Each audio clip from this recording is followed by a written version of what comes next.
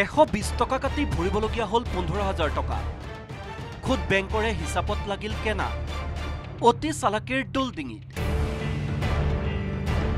বেছি চালাকি দেখুৱাবলৈ গৈ বেংকে ভৰিলে বৃহৎ ক্ষতিপূৰণ।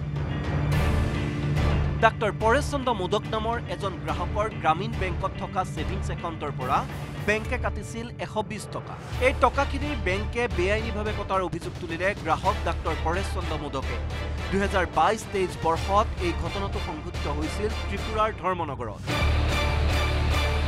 ৰিজাৰ্ভ বেংকৰ নিয়ম উলংঘা কৰি গ্ৰামীণ বেংকে বেআইনীভাৱে চাৰ্জ কটাৰ অভিযোগ দিয়াৰ পিছতো কোনো ব্যৱস্থা গ্ৰহণ নকৰিলে বেংক কৰ্তৃপক্ষই, যাৰ বাবে 2023-ৰ 19 ডিচেম্বৰত গ্ৰাহক সুৰক্ষা আদালতত গোচৰ তৰি আইনী যুঁজ চলালে ভুক্তভোগী গ্ৰাহকজনে।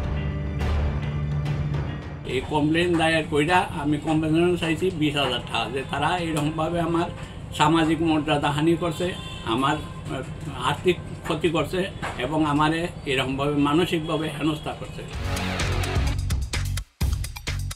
দীর্ঘদিনীয়া আইনী যুঁজৰ পিছত 2025-ৰ 11 মাৰ্চত আদালতে ৰায় দি 15,000 টকা জৰিমনা বিহিলে বেংকক আৰু নিৰ্ধাৰিত সময়ত জৰিমনা নিদিলে প্ৰতিদিনে 9% সুদ দিবলৈ নিৰ্দেশ দিলে বেংক কৰ্তৃপক্ষ।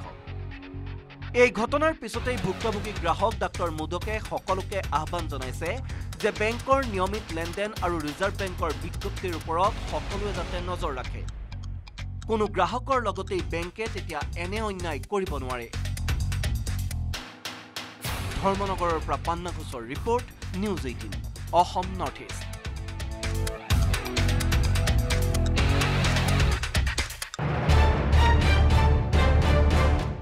$120 টকা কাটি ভৰিবলগীয়া হ'ল 15,000 টকা। খুদ বেংকৰে হিচাপত লাগিল কেনা। অতি চালাকিৰ দোল ডিঙিত বেছি চালাকি দেখুৱাবলৈ গৈ বেংকে ভৰিলে বৃহৎ ক্ষতিপূৰণ। ডাক্তৰ পৰেশ চন্দ্ৰ মোদক নামৰ এজন গ্ৰাহকৰ গ্ৰামীণ বেংকত থকা সেভিংছ একাউণ্টৰ পৰা বেংকে কাটিছিল 120 টকা। এই টকাখিনি বেংকে বেআইনীভাৱে কটাৰ অভিযোগ তুলিলে গ্ৰাহক ডাক্তৰ পৰেশ চন্দ্ৰ মোদকে। 2022-23 বৰ্ষত এই ঘটনাটো সংঘটিত হৈছিল ত্ৰিপুৰাৰ ধৰ্মনগৰত।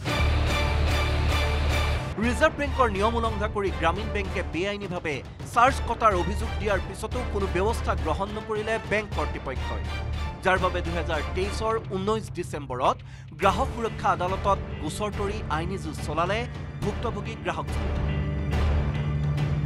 এই কমপ্লেইন দায়ের কইরা আমি কম্পেনসেশন চাইছি 20,000 টাকা, যে তারা এইরকমভাবে আমার সামাজিক মর্যাদা হানি করছে, আমার আর্থিক ক্ষতি করছে এবং আমারে এরকমভাবে মানসিকভাবে হেনস্থা করছে।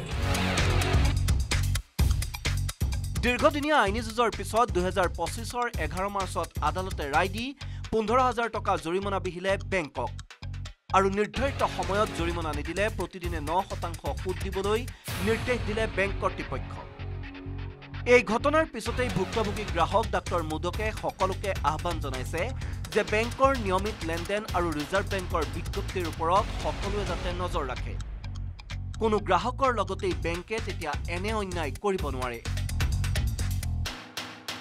ধৰ্মনগৰৰ পৰা পান্না ঘোষৰ report, news 18 Assam north east.